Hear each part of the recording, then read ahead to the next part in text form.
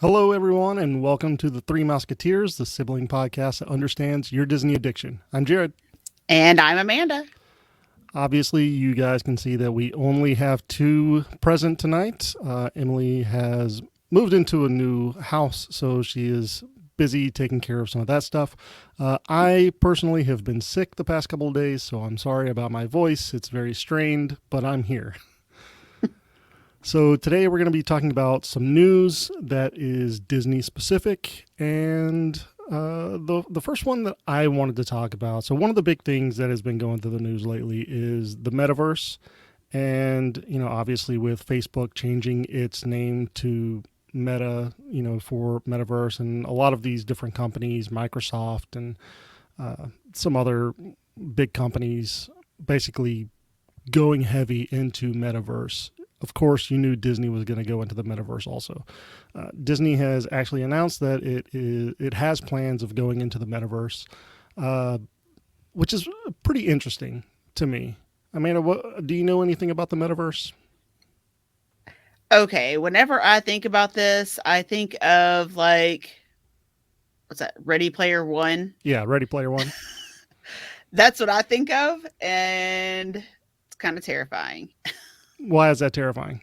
Uh, you saw what happened in that movie. Yes. That's fair, but in concept alone, I think it's great. But obviously there are some concerns there. But Yeah, we're just gonna be um, stuck in our house all the time. We won't actually go anywhere. We well, just we're go kind of stuck in our house virtually. all the time anyway. No, Kind of. maybe you are. No, I'm we not. have a bunch of people who are staying home specifically and like getting remote work positions specifically to be able to stay home and stay away from other people. Okay, so one of the things that I found pretty interesting while doing some research is last year on LinkedIn, Talak Mandati, who is a former executive VP of digital for Disney, was actually talking about the physical and the digital world converging, and specifically talking about Disney itself getting into like the digital space. So it seems like Disney's already been talking about this previously, not just recently. Well, I'm sure because this probably takes a while to get into that, I Oh would yeah, think. So they've probably been working on it behind the scenes for a long time. I'm sure they have been. I I mean, mean, even whenever it's not quite the same, but even whenever you went to like Disney World, if you went into Disney Springs, you could go to the void and it was virtual reality. So it's I'm guessing the predecessor to what you're talking about. it could be. Uh, One of the things that I think that it could inevitably turn into is possibly digital theme parks, which is interesting in concept, I think. I don't know how that would actually work, but a You couple go and ways that I could pretend you're on see a it going. ride? I just don't You know. could, yeah. I mean, What's the fun in that? think about this though. Like there are different rides that you sit still and the screen moves and you feel like there is motion to it. Maybe not the same as being on a ride physically, but I think it's possible if they get the technology there. I think that you could see digital rides. You could also see digital shows.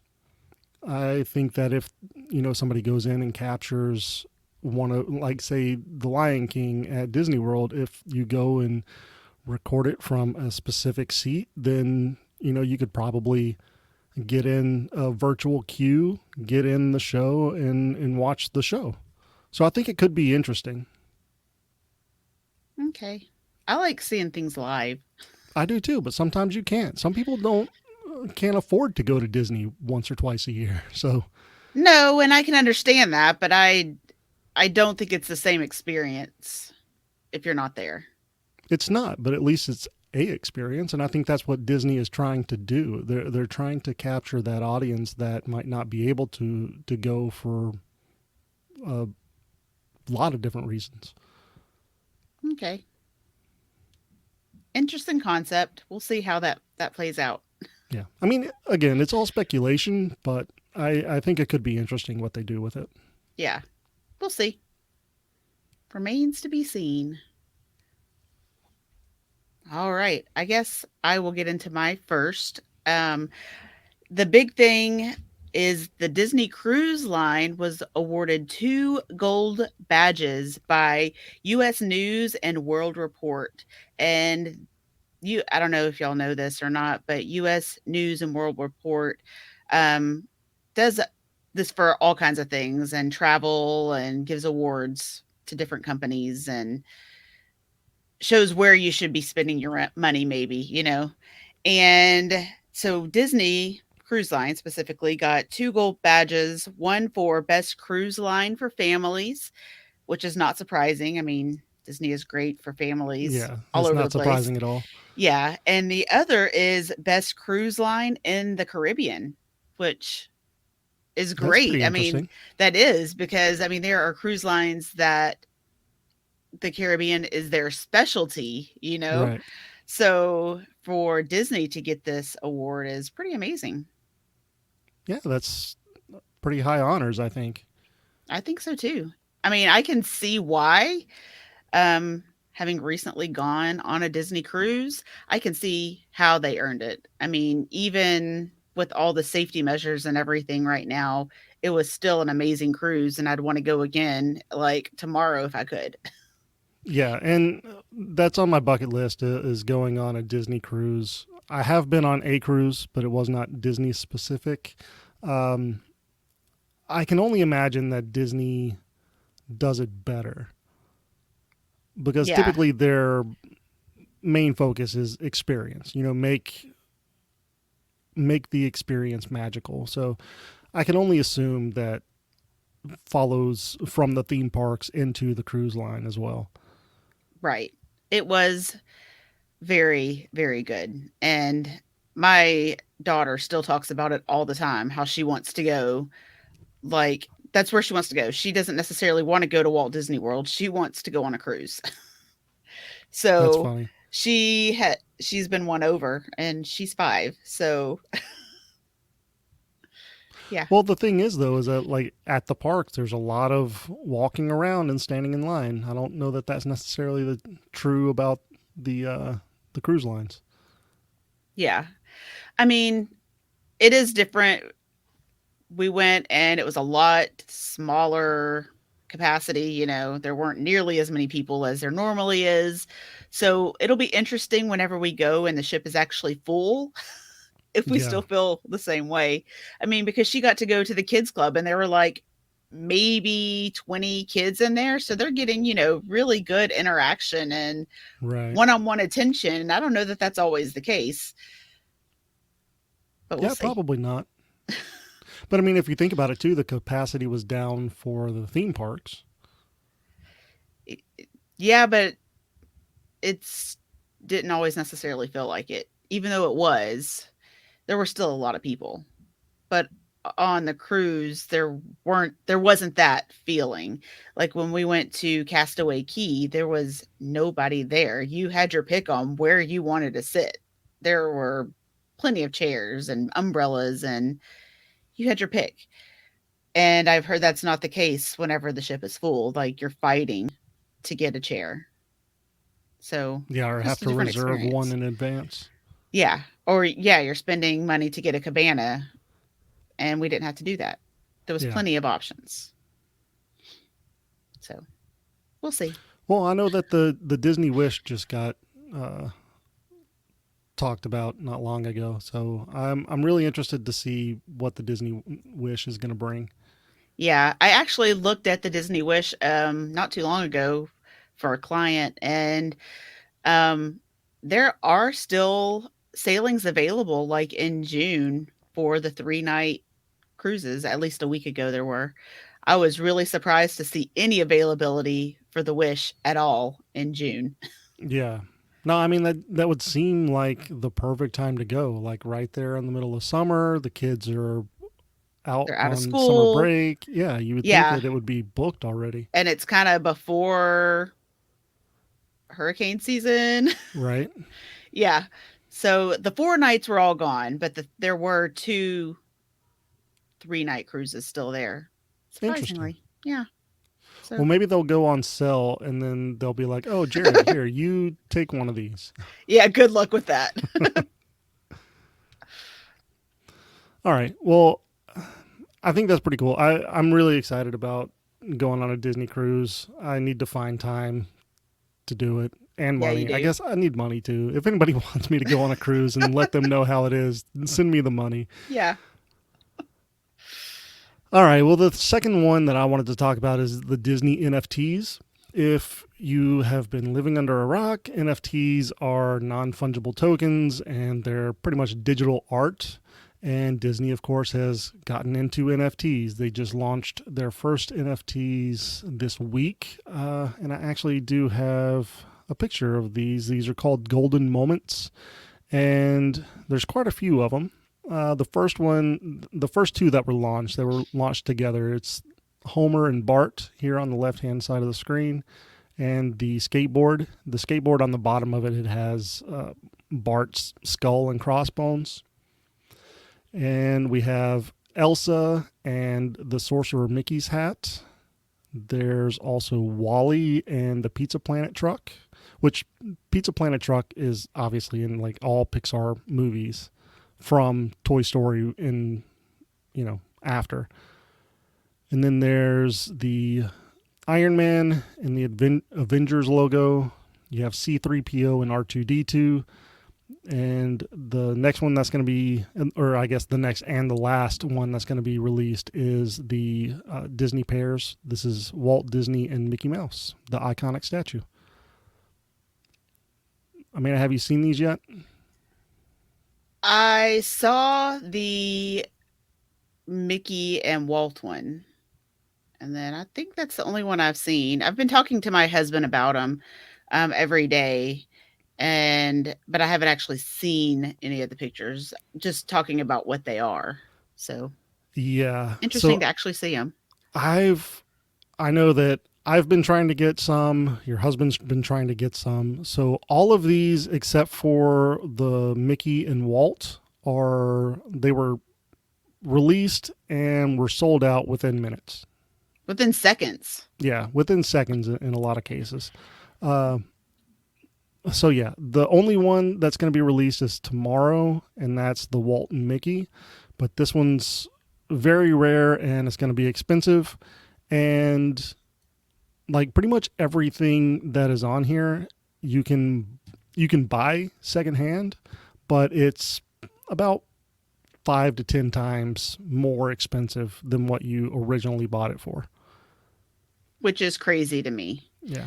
because as of right now, and things may change with the metaverse or whatever, but as of right now, there's not really much to do with them.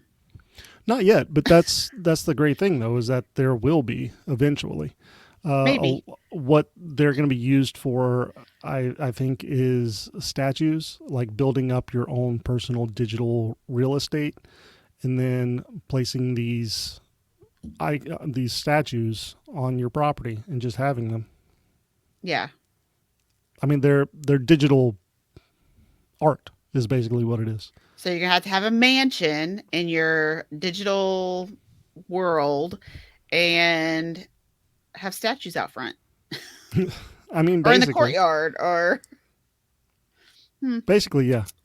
interesting. And I mean, I've been looking into some digital real estate also, and I mean, it's kind of expensive right now, but I can only imagine it's going to be even more expensive once the metaverse is completely up and running. Yeah. See, this is all craziness and sci-fi to me. Well, I mean, it's technology. Get with it. Yeah. Okay. But yeah, I'm gonna throw these up one more time. Really, in all honesty, I really wanted to get the Pizza Planet truck, and I was very upset that I didn't get that. And I I would mean, really like the Walt and Mickey statue. that one is really cool. I wouldn't mind that one. If I had to choose them, I would do that one or R2D2 probably would be Really, my that's top two. surprising. Yeah. Over like Sorcerer Mickey's hat.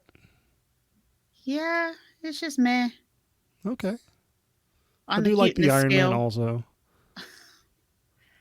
Yeah, and I know some of them are rare and some of them aren't, and it's Yeah. weird 'cause I can't remember which one it was. I don't remember now, but one of them, the rare one, sold for less than the other one that was with it, like, when on the resale market. I can't remember which one that was, but You might be talking that's about weird. the Pizza Planet truck and Wally. Um, I did see the Pizza Planet truck selling for less than the Wally, but that I think that's just based off of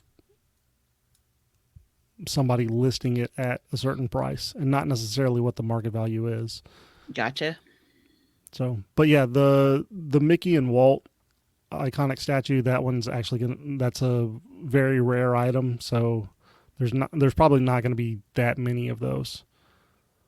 But I think there was like 10,000 of the others, I something think along my those lines. husband said that for the Walt and Mickey one, there's only gonna be 4,000 of them, Yeah. So like I and the said, other not ones were, not that like, many.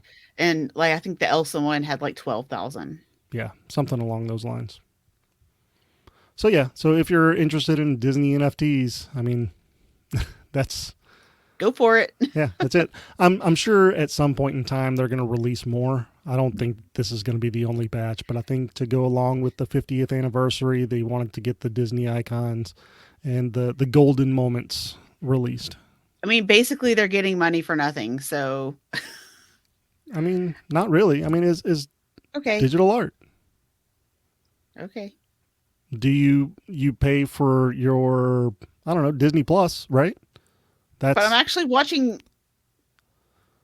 Disney Plus. but It's different. you get a digital piece of art. Okay. I don't know. I mean, it's some people's thing. It's not others. So Yeah. I mean, maybe whenever it gets bigger, maybe I'll understand more, but right now I'm just like, "Eh, well, that's me." get with the times. Okay. Hey, I'm having a hard enough time with TikTok right now. Leave me alone. All right. Well, I want to talk next about Adventures by Disney. They just announced an Arctic expedition cruise. And first of all, that sounds amazing. It's going to go up into Norway, which, I mean, I've been around the Arctic before, the Arctic Circle, because I lived in Fairbanks, Alaska, but Norway's different. I would totally go to Norway, especially with Adventures by Disney. Right now, they've released two different dates, and these are both in 2023, so it is a little ways off. But one is in June, so June 19th through 28th, and the other is July 10th through 19th of 2023. These are 10 days and 9 nights, and it's actually a cruise too. So you'll have different cabins depending on which price you pay or whatever. It'll include 25 meals and then all of your excursions and everything while you're gone. Um, it's meant for really adults. Children can go, 8 and up can go, but they say it's really better for 10 and up. So that leaves me and my kids out. But for some people, sounds like a pretty amazing thing. And the booking opens tomorrow for the general public. It's already been open for the last few days for Club 33 and Golden Oaks and Castaway Club members like the Gold and Platinum. So these have already been booked, and some categories actually are already booked, but everybody can start booking tomorrow. And one of the really cool things I thought is on the July trip, Joe Rohde's going to be on there, and he'll be like talking to everyone and talking about his career with Disney and different experiences and stuff. And I was like, that I really want to go That's on the that one to one. be on. Yeah, that's the one to be on. Yeah. And that's the one I looked at and noticed that some of the cabins are already sold out. Oh yeah, I'm sure. So, and Just this put trip, Joe Rohde's name on there, and everybody will exactly. buy. Yeah, for sure. Yeah. So you can go in June for as little as $11,999 per person. Oh, wow. Or for the July trip, $12,599 per person.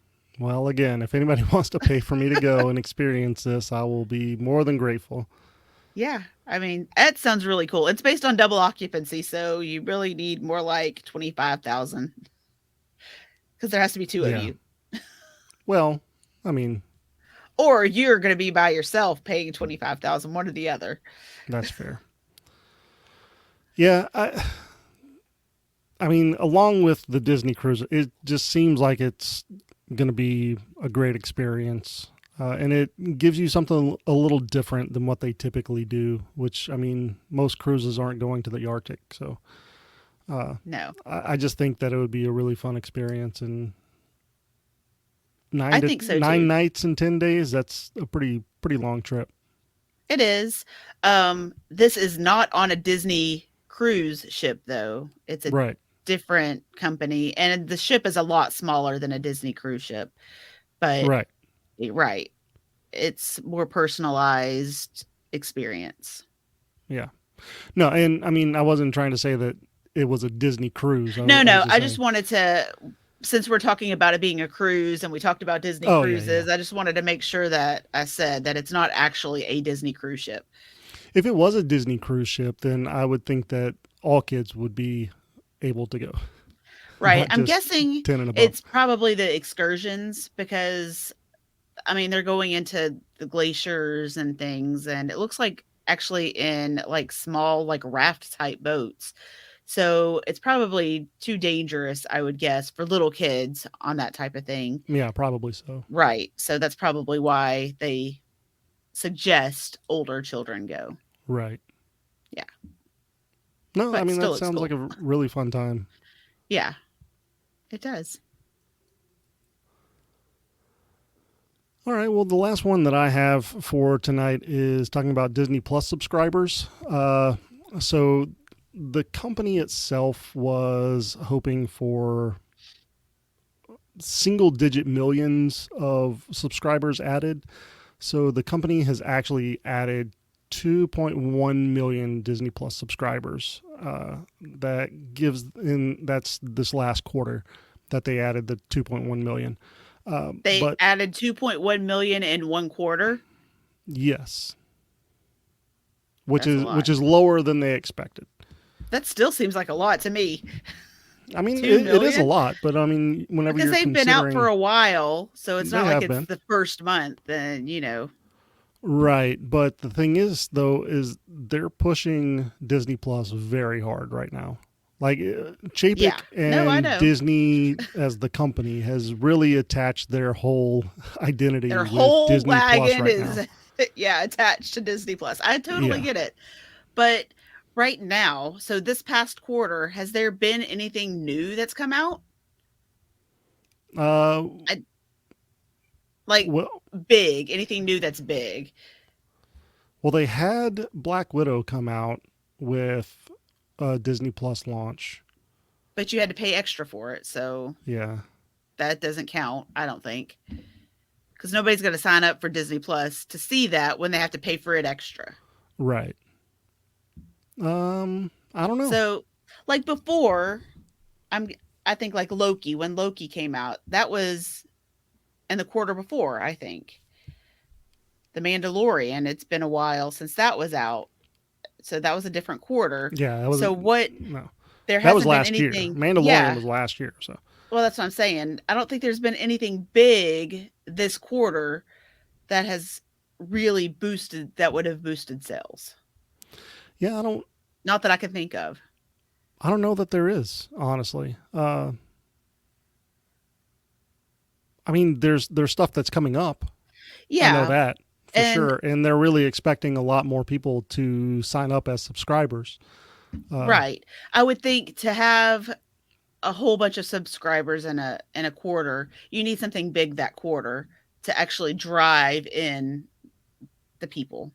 yeah, That's my opinion. I am not a business person at all, even though I have a business degree. But in my opinion, you need something big to bring people in, and there just wasn't anything big this quarter for them. yeah. So I guess as of right now, I'll go ahead and give the total numbers. There's 118.1 million subscribers for Disney Plus, and that's estimated.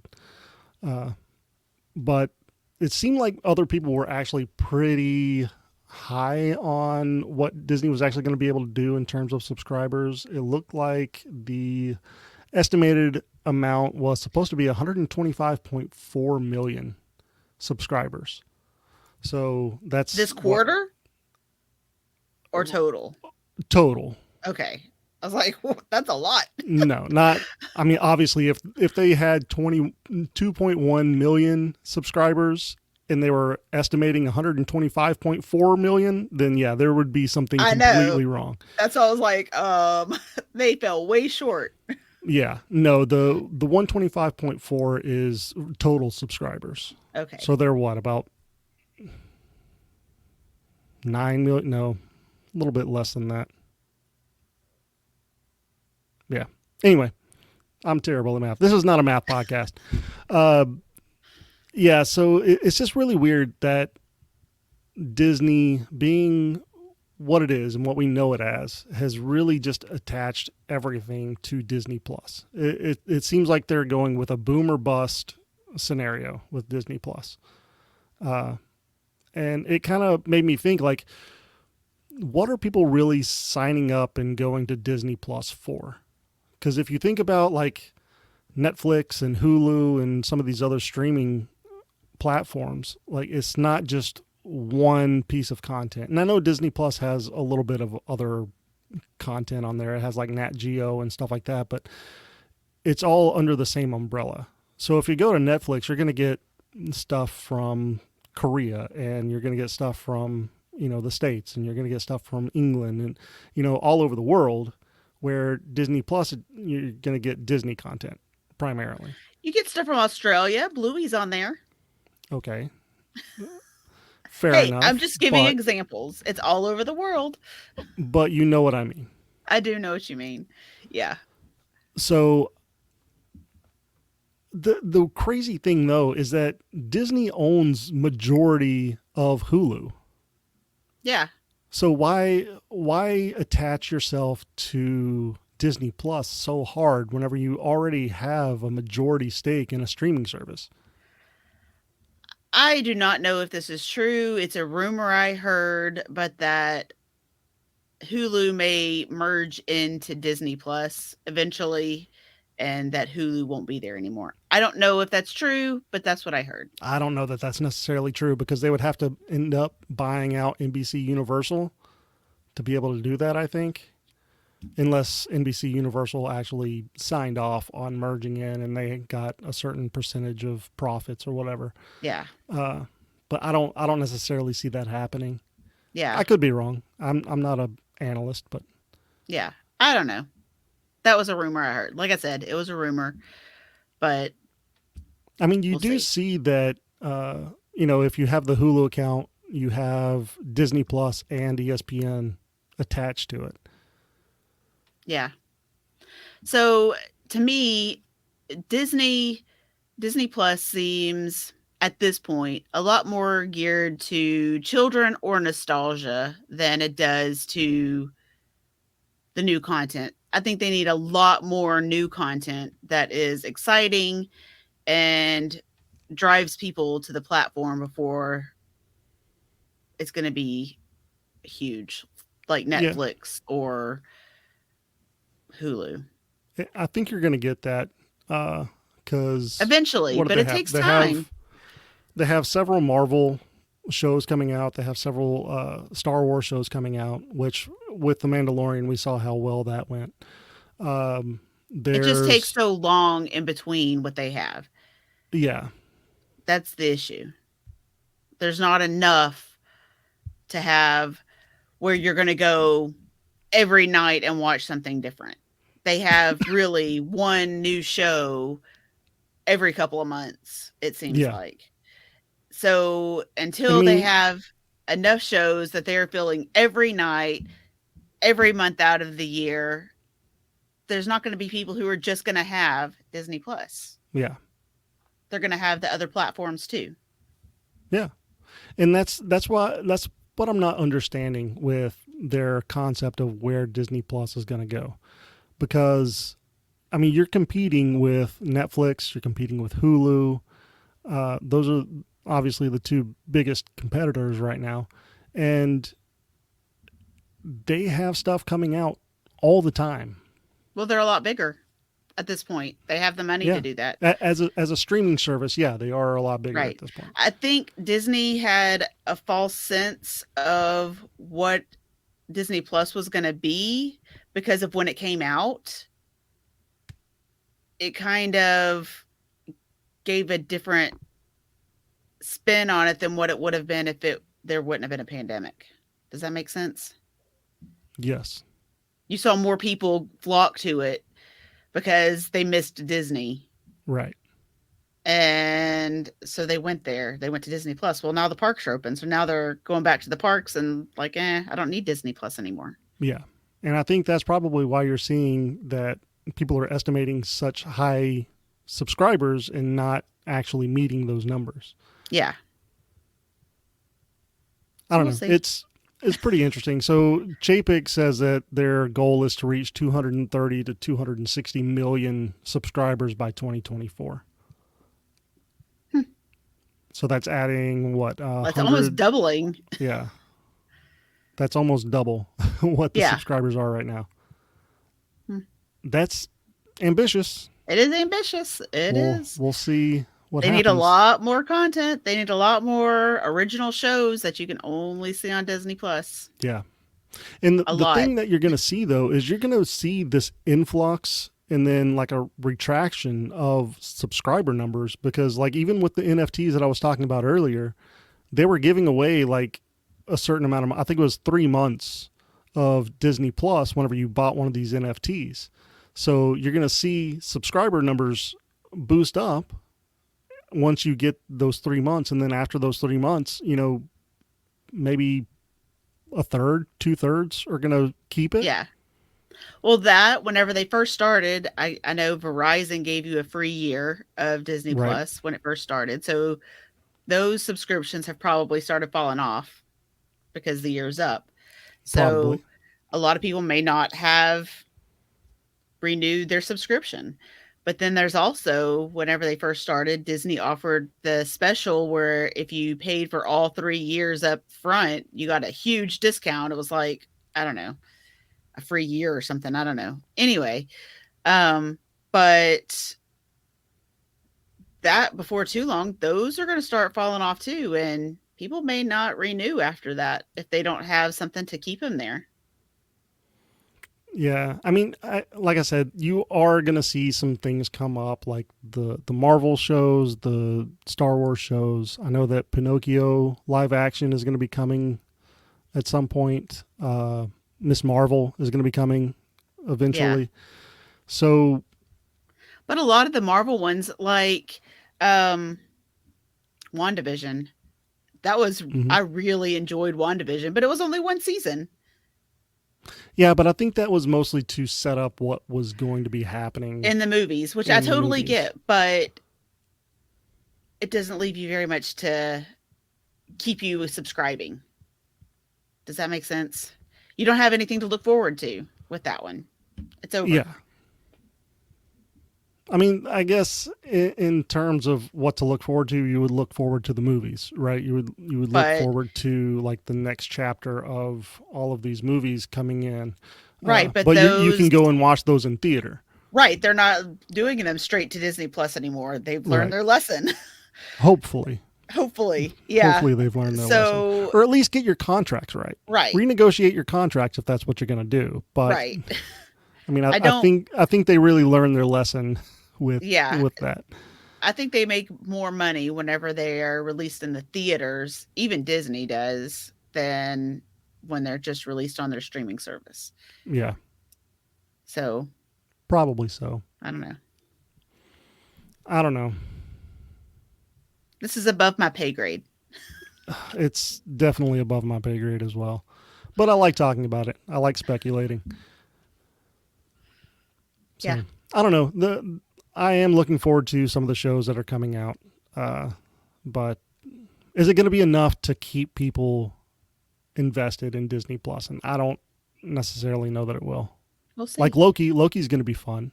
Yes, I enjoyed Loki. Loki is great. I love Yeah. Loki. But I know a lot of people signed up for Disney Plus Mm-hmm. while shows were out, and then as soon as the show was over, they dropped it.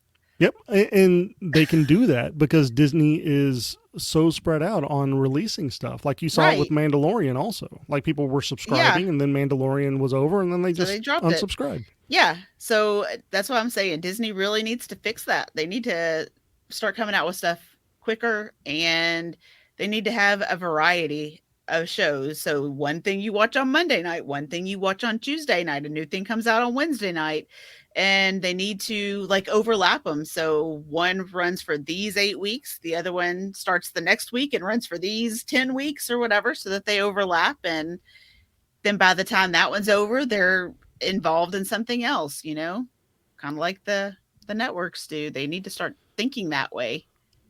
Honestly, I'm kind of over the weekly episode releases. I don't like it anymore. Just let me binge. Let me binge. I like it because I pay more attention whenever there's only one episode than whenever I'm just sitting there watching episode after episode. Nah. I get involved in something else or whatever, and then it just becomes background noise. Yeah, but you can always start the episode back over. I don't though. Because I moved on to the next one. Fair. I don't know. I know that a lot of people feel kind of the same way that I do, in a sense of, we're past the weekly releases at this point. But financially, if they want to keep their subscribers, that's what they need to do. No, I mean, if they want to keep their subscribers, they need to get more content on the platform. But if you're binging it in a week, yeah, then you've defeated the purpose. No, you haven't. I mean, if you're creating enough content like Netflix does, then you're going to have people watching new shows like every week. You'll binge a show one week. Guess what? After that week is over, there's something else that's new and trending that you're trying to watch. So you can keep up with people at work talking about this new show. Okay. I mean, it's just the way that things are now. Like people expect to have the capability of watching everything in a weekend instead of watching everything one time a week for like 8 weeks. Okay. Just my opinion. You're entitled to your opinion. I am. See, people now are just too into instant gratification. There's no build up anymore. You know what I mean? I mean, I don't necessarily see that as a bad thing. Oh, I do. I don't. I mean, give me the content. Let me watch the content. Like, I get if they were having to go through and edit everything the week before, then that'd be one thing. But, they're not doing that. They're probably going like half of the episodes edited before they release. Yeah. At least. If not all of them. I don't know. Anyway, Amanda, do you have anything else, or was that all you had? That was all I had. I mean, there's lots still going on, but, I just liked to talk about the travel stuff tonight. Yeah. I mean, travel's always fun. I feel like I need a vacation. So, So your husband had a comment. We have now gone back to Ready Player One again. We won't go outside anymore and live in a virtual world watching TV shows. The funny thing is I can see that happening. I can see us watching digital TV on our digital couches in our digital homes. Which is ridiculous. I mean, depends on the way you look at it. No, it's crazy. Depends on how you look at it. Anyway, okay, well, that's going to do it. Thanks for joining us on the live stream. Make sure you like and follow and subscribe on YouTube. You can find it at bit.ly/T3M YouTube. That's all lowercase. Click the bell to get notified whenever we have new episodes. That's going to be every other Thursday. and do the same for our podcast. You can find us on Apple and Stitcher and Spotify and all the places. So just search the Three Mouseketeers and like and subscribe, and we'll have new podcast episodes out every Thursday. Yeah. And if you want to get ready to plan a vacation, you can contact me at amanda.hollis at Capture the Magic Vacations. That's my email address. Oh, .com. Don't forget about that.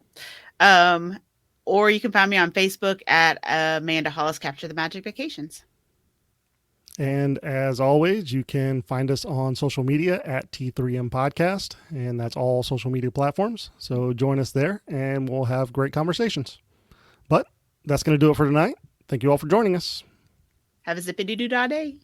And see you real soon.